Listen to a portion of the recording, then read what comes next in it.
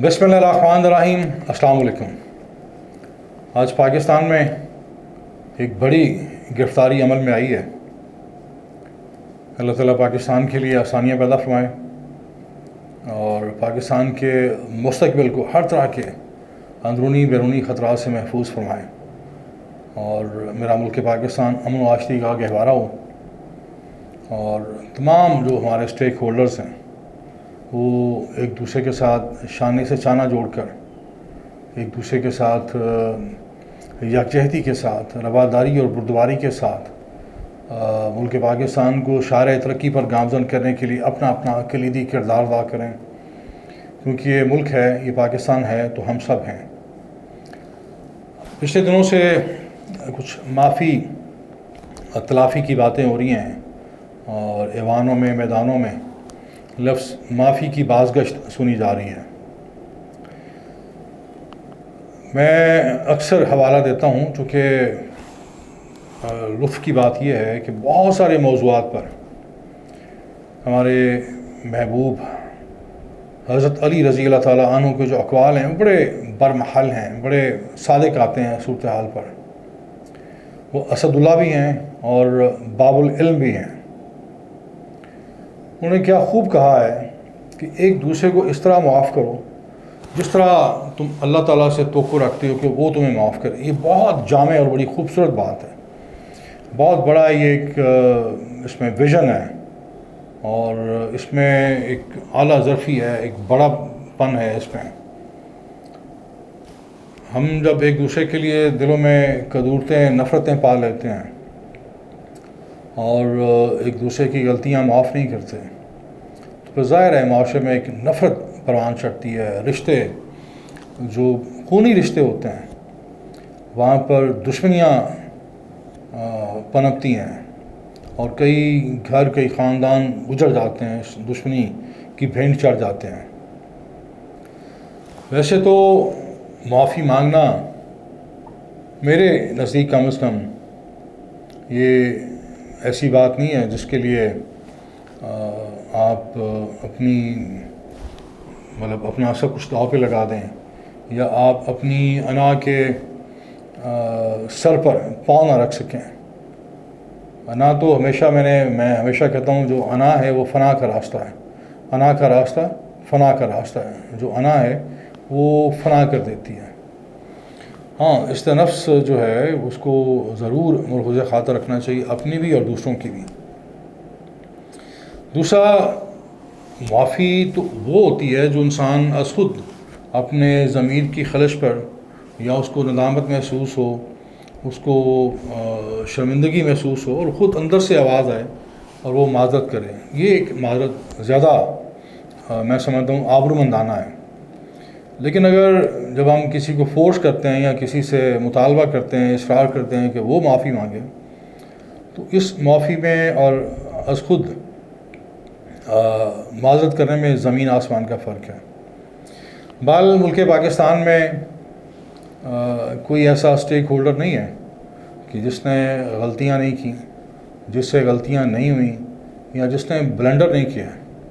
हमारी सियासी क़यादत भी कोई हमारा सियासतदान या हुक्मरान ऐसा नहीं है जिसने अपोजिशन में या अपने दौरे इक़्तिदार में एक से ज़्यादा गलतियां ना की हों और अपनी गलतियां दोहराई ना हों। बदकिस्मती तो ये है कि हमारे जो सियासतदान हैं, हुक्मरान हैं, वो ढिठाई के साथ गलतियां करते हैं, सूद के साथ, कसरत के साथ ब्लंडर करते हैं और फिर मादत भी करना गवारा नहीं करता।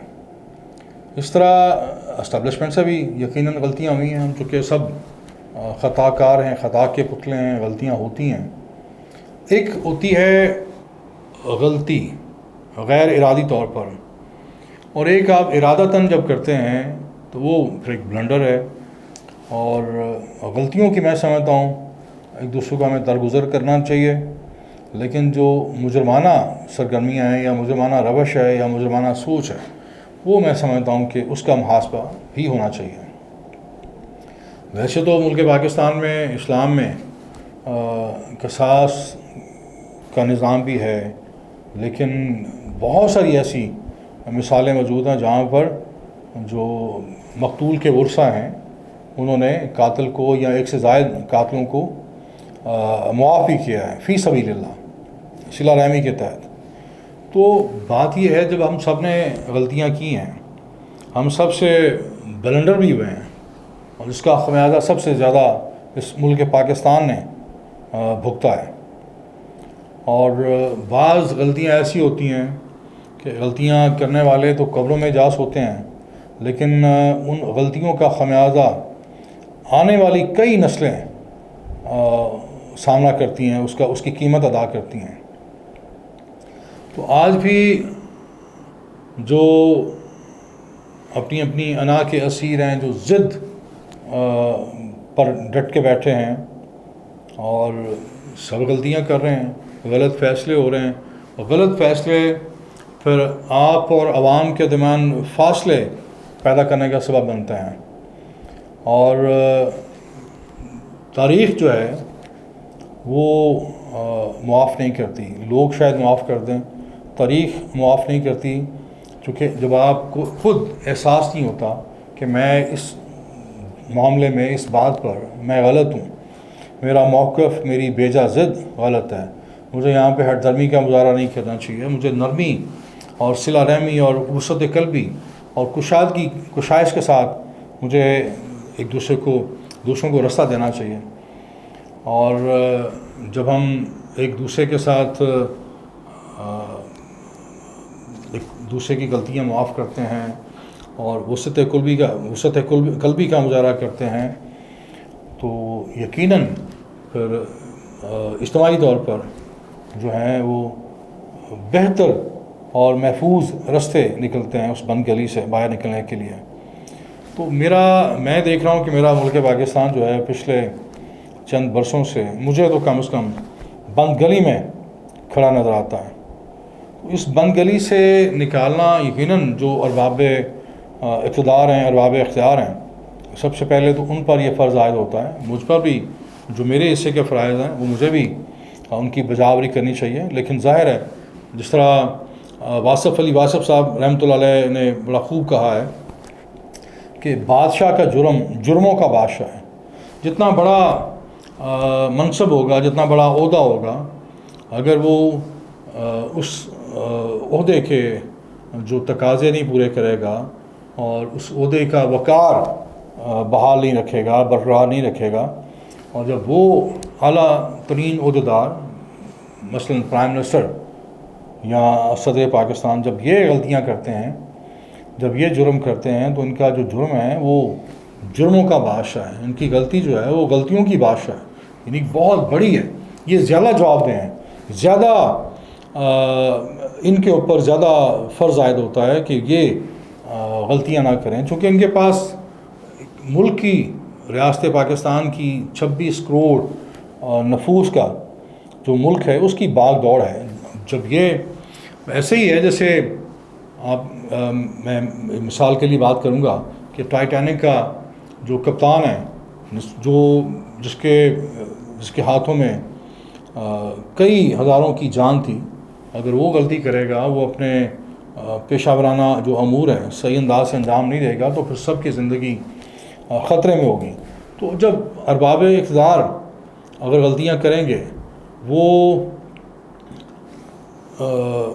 اپنی غلطیوں کا ادراک نہیں کریں گے، ان کو دہرانے سے گریز نہیں کریں گے، تو پھر آپ اندازہ کریں کہ اس کے کتنے بھیانک نتائج ہو سکتے ہیں۔